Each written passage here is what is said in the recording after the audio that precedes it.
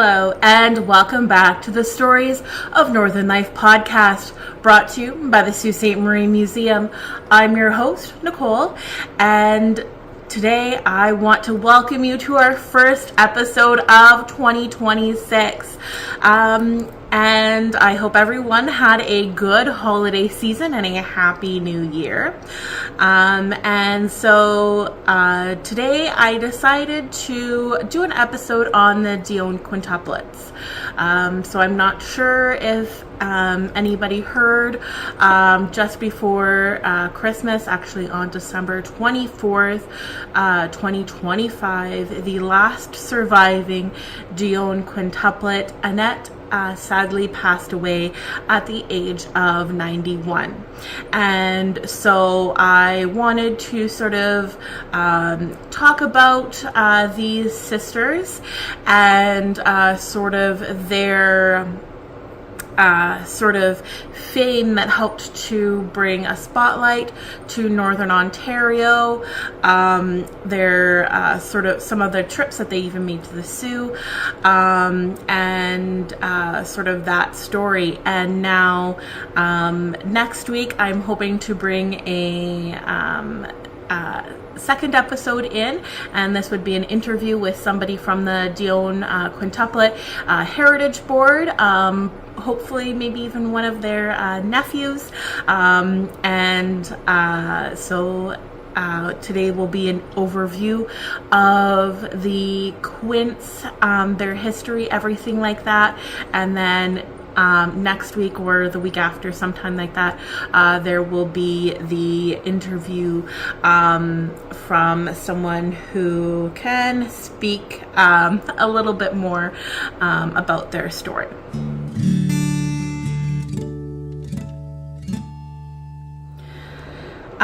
With the Dionne Quintuplets, their birth was sort of this big, huge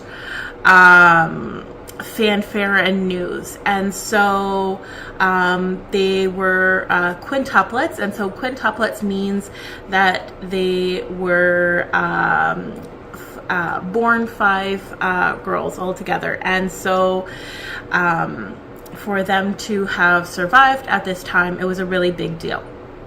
So let's get into a little bit more about the family. So they were born to their parents, Oliva Edouard Dionne and Eliezer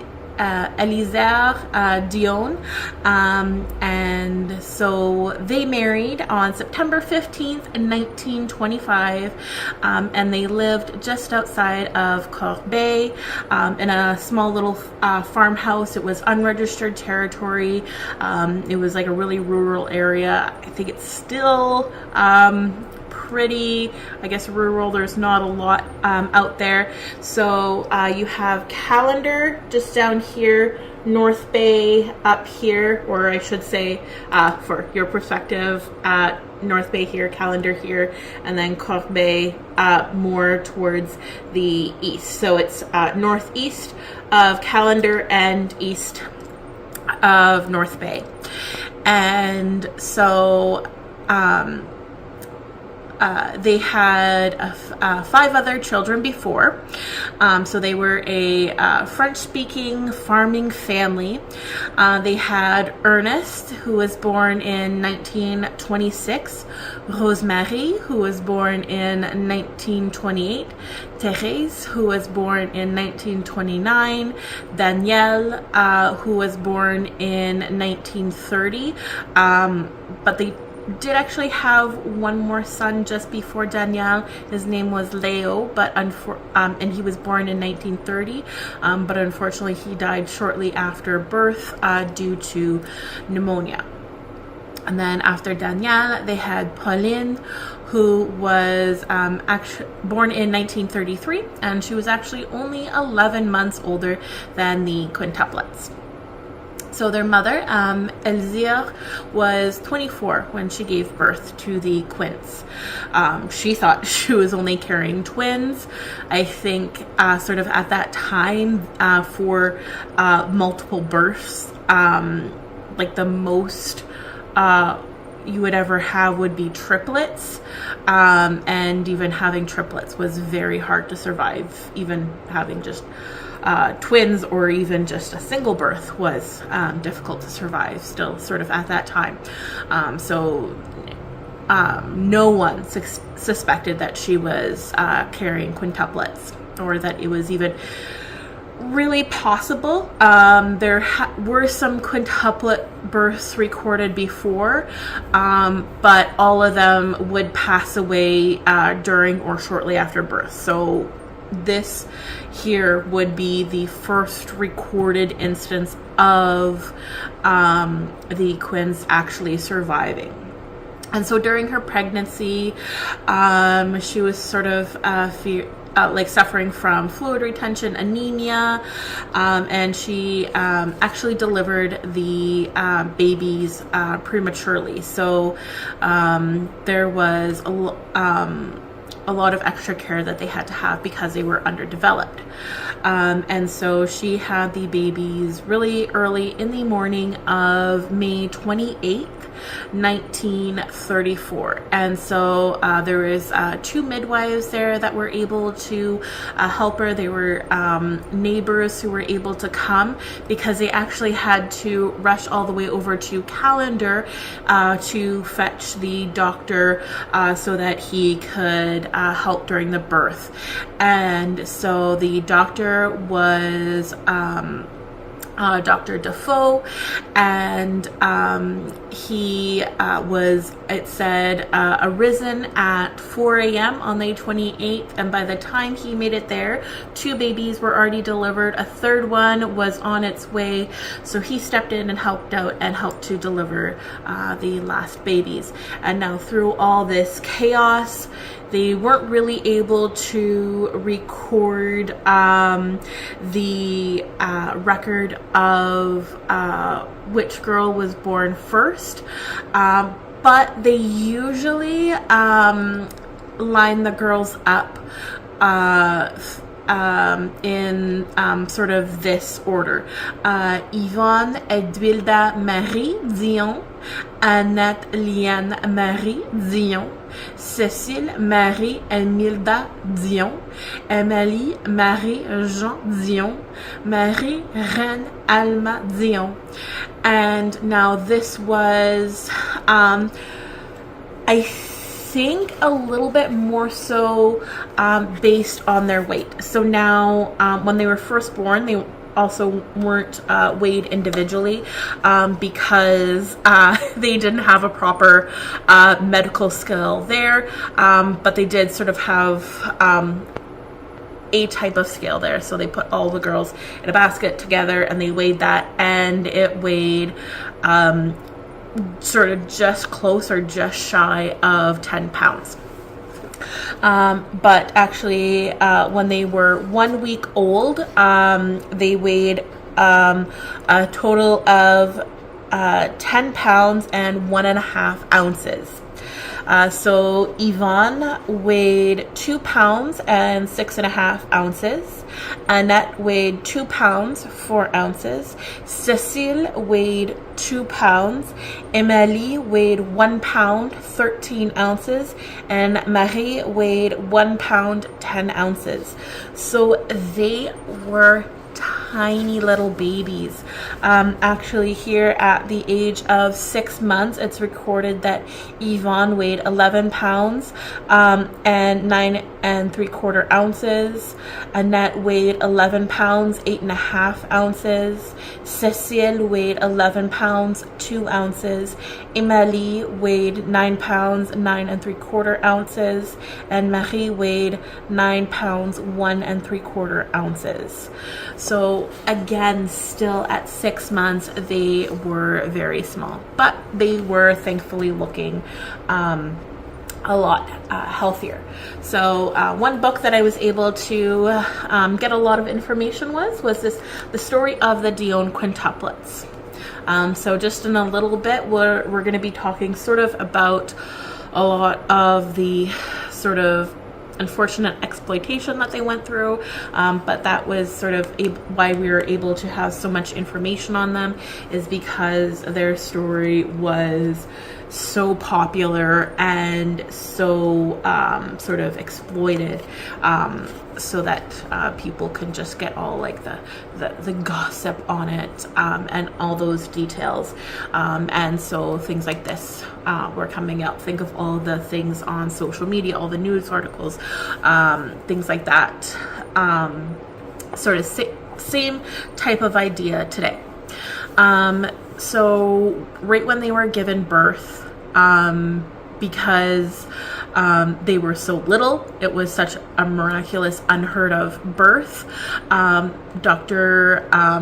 Alan Roy Defoe, he actually decided to baptize the babies right away, because, as I said before, the family was, they were francophones, French Canadians, and so then therefore Roman Catholics, and with that they still sort of believed in purgatory at that time, so any babies who were unbaptized would go to purgatory, not go to heaven, and so that's why he wanted to baptize the babies right away, just in case they did pass away. You knew that they would be able to go to heaven. And so he started checking on the babies, getting them all in order, but then he started noticing the mother, she was in really bad shape.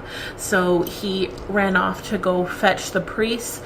But before that, he gave a few sort of orders to the midwives who were there to make sure that they can take care of the babies and the mother, just for a little bit while he ran out to go fetch the priest. But by the time the doctor actually came back, the mother was doing better. She didn't look as on the verge of death. So it's just more of that she was just really exhausted from the long birth.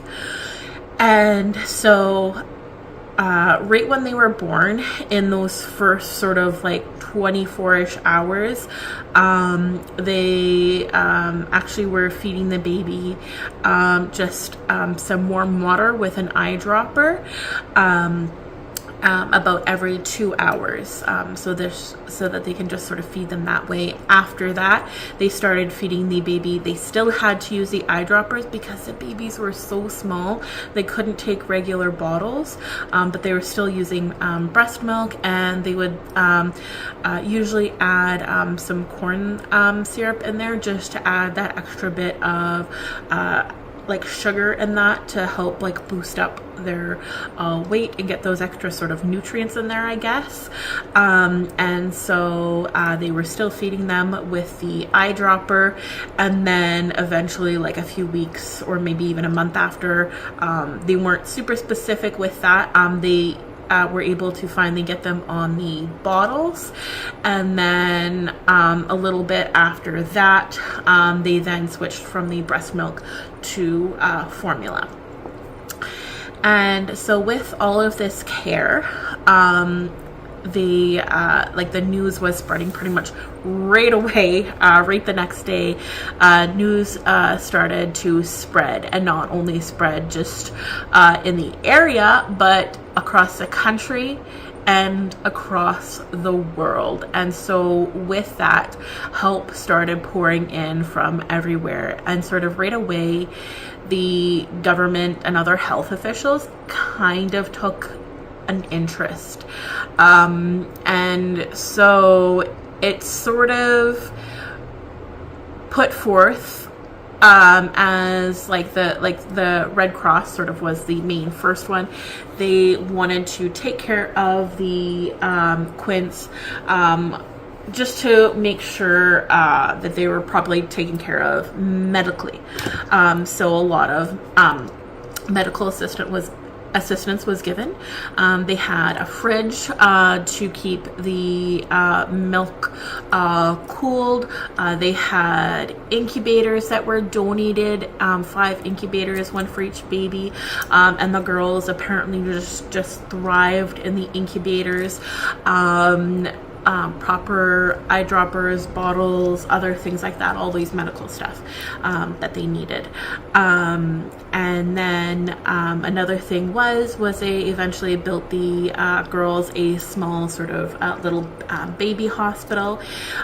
So right after they were born, they decided to keep the girls at home because they were born in a very rural area, as I was saying. And so there was a lot of fresh air. There wasn't a lot of people around, so you didn't have all the disease and germs and everything about.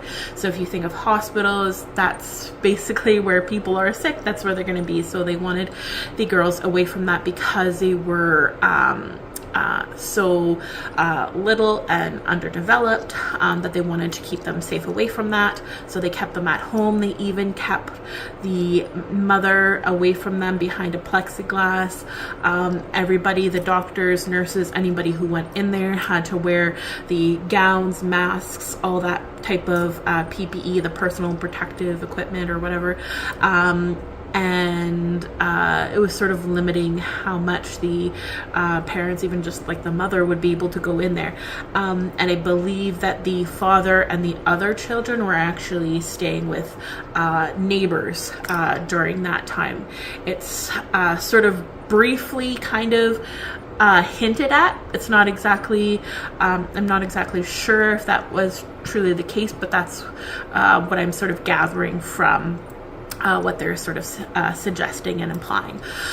And so the new baby hospital was built sort of in the fall of 1934. So the rest of the family was able to move back into their home, and all the babies were moved into that new home separate away from their family.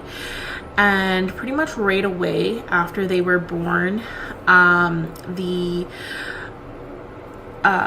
Red Cross sort of suggested to put a little guardianship in place, and the first guardianship, it actually included their grandfather, so it seemed maybe a bit better in a sense because it at least included like one of their family members.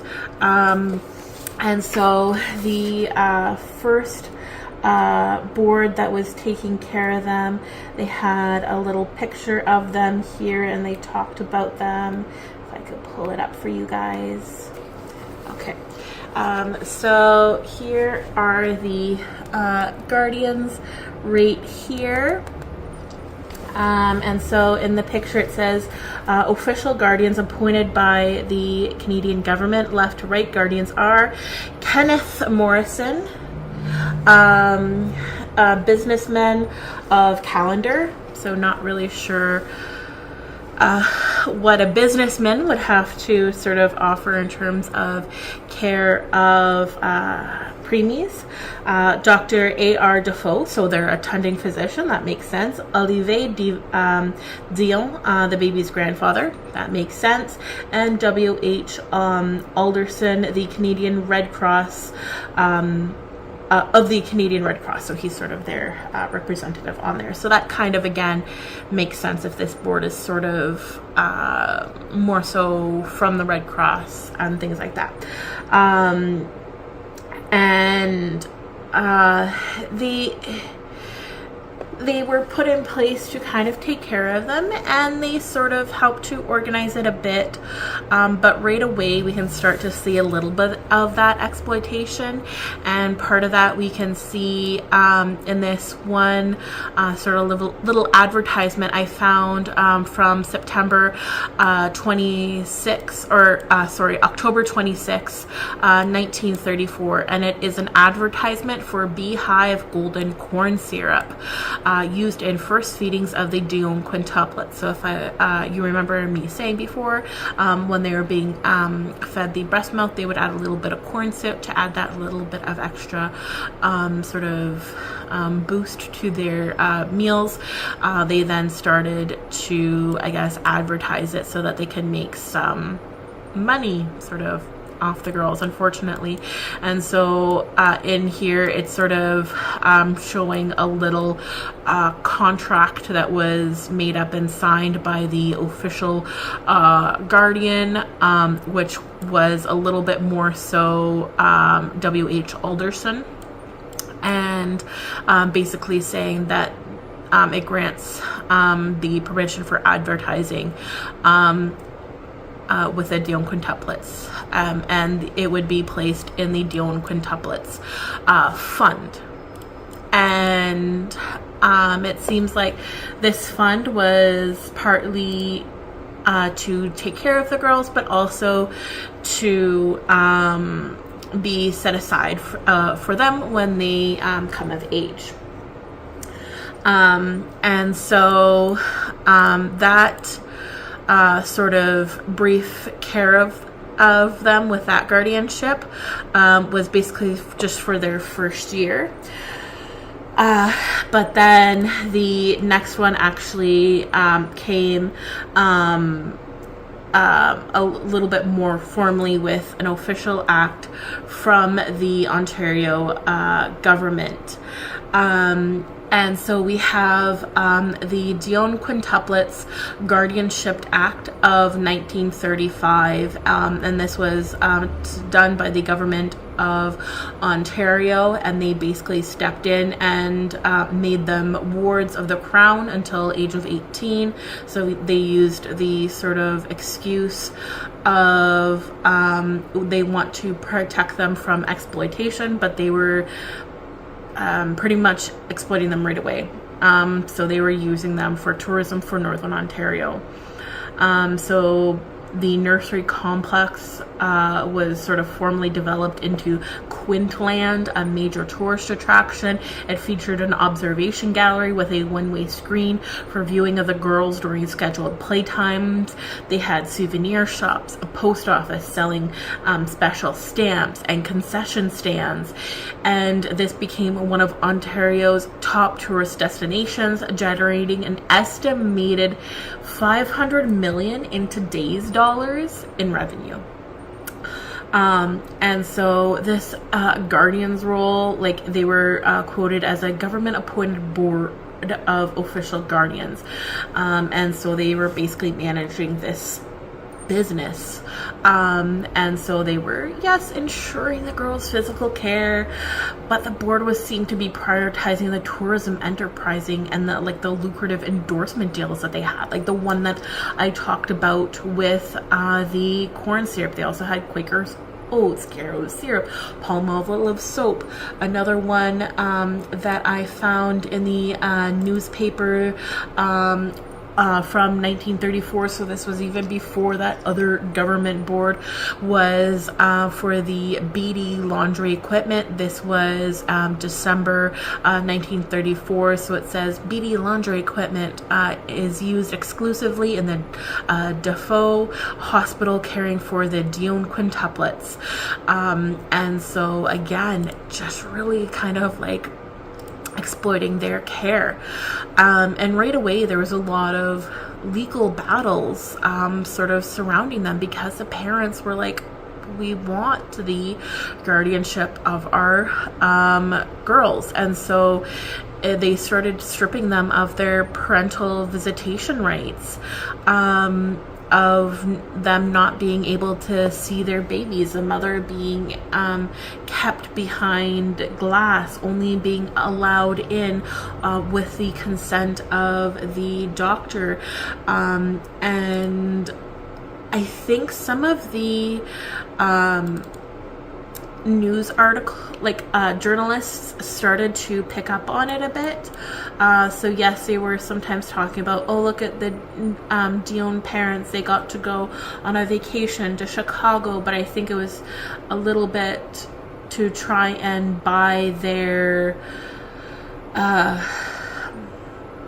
I don't know, the best word I can think of is like complacency, kind of to try to say, oh, like, here, yeah, we took your children away from you, but here's a trip to Chicago. But the parents, they were still having a rough time. So here we see Mrs. Dionne is waved aside, Madame Dionne pushed gently but firmly into the background. So here you're seeing them talk about this, and this is in August 1934 that the papers are seeing this and mentioning it. So it's kind of really sad, unfortunately. And one other article I was able to find was actually about the Quints on their second birthday. And so this article that I was able to find about their second birthday was written May 30th, 1936. And this was from the Sioux Star. And here it says, Dionne's not at baby's fete. So birthday. Babies are ours and we should look after them, say parents. So suspicious, embittered Mr. and Mrs. Oliva Dionne held themselves aloof from the celebration attended upon their quintuplet second birthday, writes Phyllis Griffiths in the Toronto Telegram. I feel just as I did a year ago, that the babies are ours and we should have them to look after, said Mrs. Dionne. It's heartbreaking for me to think of them in the hands of strangers. These two sentences were spoken in French, the only language she knows, only after long hesitation on the part of the Quint's mother, who says she is afraid any remark of hers will be misrepresented and misunderstood. So can that be twisted around so people will make fun of us? Asked Mr. Dionne, a worried look on his lean dark face. Everything we say seems to sound different when it gets in the papers. So here you can see how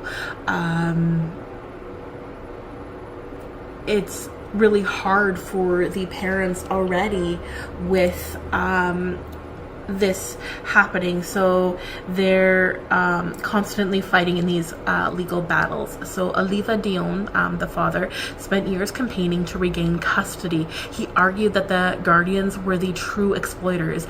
A major point of contention was the fortune being generated while the family lived in relative modesty.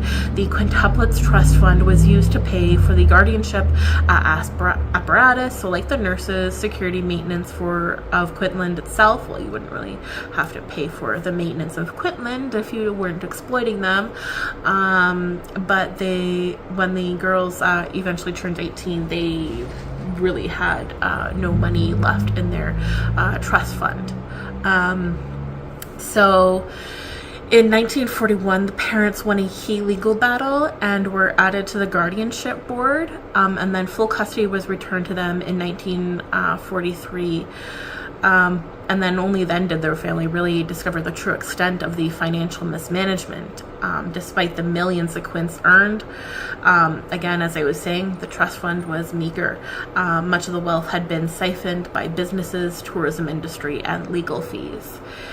And so finally, after when the family got custody, it seemed like they were further exploited by their own family, and there was already sort of this divide created because the girls were kept away from their family all the time before this, so they didn't really have that close family relationship. And then to see their family again sort of exploiting them, they never really had this familial bond being made. And so unfortunately we do see that when the girls sort of turned 18, that they did kind of set off on their own. And they turned 18 in 1952. And so 3 of the girls married and had children. So Marie, she had 2 daughters, Emily and Monique. Annette had 3 sons, Jean-François, Charlie, and Eric. Cécile had 5 children, Claude, Patrice, and then twins Bruno, who unfortunately died at 15 months old, and Bertrand. And then she had Elizabeth. Emily devoted her brief life to becoming a nun, and it was actually while she was at the convent that she passed away as a result of a seizure at the age of 20. So she had been suffering from a series of seizures, and she had asked not to be left unattended, and the nurse who was supposed to be watching her thought she fell asleep, so decided to just let her sleep, went off to mass, and unfortunately Emily then had a seizure. She rolled onto her stomach, and she unfortunately died of suffocation from rolling onto her pillow. And so then we have Marie, who unfortunately passed away in 1970. She was living alone in an apartment, and her sisters were worried after not hearing from her for several days. Her doctor went to her home and found her in bed after having been dead for several days, and it was apparently from a blood clot found in her brain. And so after that, it seems that Annette, Cécile, and Yvonne decided to then live together. So Annette and Cécile both eventually divorced around the 90s, and that's when they moved together in the Montreal suburb of Saint-Bruno de Montreville. And so with that, they were working together, and they had a settlement that they were fighting for with the Ontario government due to their exploitation. So in 1995, the 3 surviving sisters, Yvonne, Annette, Cécile, went public with their story of exploitation. This led to a $40 million settlement from the Ontario government in 1998, accompanied by a formal apology for the government's role in treating them as a commodity rather than as children. And now I did say that they did come to the Sioux. The first visit was in June 1936, and this was kind of promoted as a holiday and a change of air, but really it was just a press tour, and so they were traveling around, making appearances. People were lining the streets to gather a glimpse of them. They were presented at Bellevue Park, and always dressed identically. So I think they returned 1 or 2 other times, but yes, that was sort of their first official visit to the Sioux. And sort of the girls also tried to take care of other people who they felt were being exploited. Like in the cases of sort of multiple births, this was in 1997. The 3 sisters wrote an open letter to the parents of the McCoffey sextuplets, so that would be 7 kids, warning them against allowing too much publicity for the children. So this is right amidst their legal battle, and just a few months, or well, a year, sort of whatever, before they won the settlement with the Ontario government. And another example that we have sort of this multiple birth I wouldn't say super exploitation, is Octomum. I'm not sure how many of you remember, but in 2009 there was this mom who was sort of becoming famous because she was giving birth to octuplets, so that's 8 babies. Her case was a little bit different because it was due to in vitro fertilization, so people treated it differently because it wasn't a natural birth. She had used science to get pregnant, so a lot of people seem to be treating it differently. And at the time, it wasn't publicized as much, but apparently she received a lot of death threats, and so this is probably why she didn't really use the exploited the children in the same way that Dionne's were, because she wanted to keep them safe and hidden away. But it sort of shows again how sometimes multiple births can just become this big, huge kind of like tabloid thing. And now they leave a big legacy, especially for Northern Ontario, the Dionne Quintuplets. It's a foundational case in ethics of child celebrity and state guardianship as well. So yes, her survival was a miracle and triumph of, I guess, sort of modern healthcare, but like their childhood was lost to legal sequestration, commercial exploitation, being like toted around as little tourist props, and they lost their family, their childhood, and all of that, and they were fighting to make sure that didn't happen to others. And so other things that they leave behind are some museums. One of them is the original family homestead. And so that was the one located in Corbeil, and it was actually relocated on Highway 11B. And it was sort of, I think, moved around twice. Now it's more so near North Bay, or in North Bay, and it was converted into a nonprofit Dionne Quintuplets Museum, now the Dionne Quintuplets Heritage Board. So if you type that in, you will be able to find their website with all the information about the home, what they do, everything like that, more information on the Quints. That's hopefully who I will be doing the interview with next week, hopefully, fingers crossed. And so that tells the early history of the girls growing up, sort of Northern Ontario, North Bay area. And then there's also a second museum that they have in the Calendar Bay Heritage Museum. It features many artifacts from the Dionne Quintuplets, and this museum is located in the previous home of Dr. Defoe.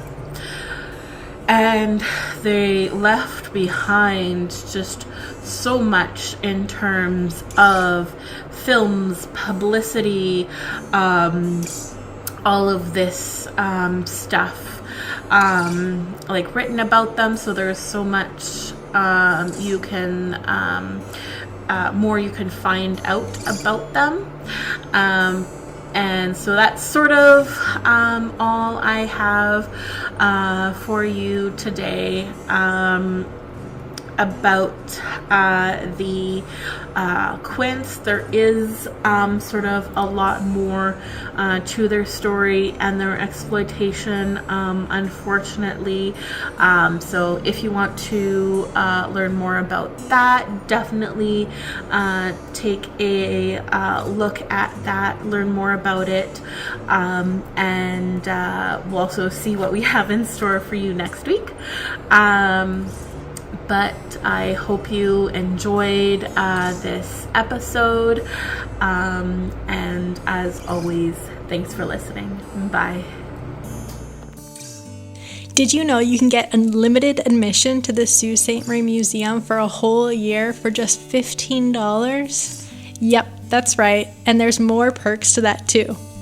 Go to Sault Museum, that's SAULT museum.ca, under Visit and learn more about our membership options. And if you're a business, corporate or nonprofit, we have plans for you too. Reach out to us by emailing info@saultmuseum.ca with any inquiries.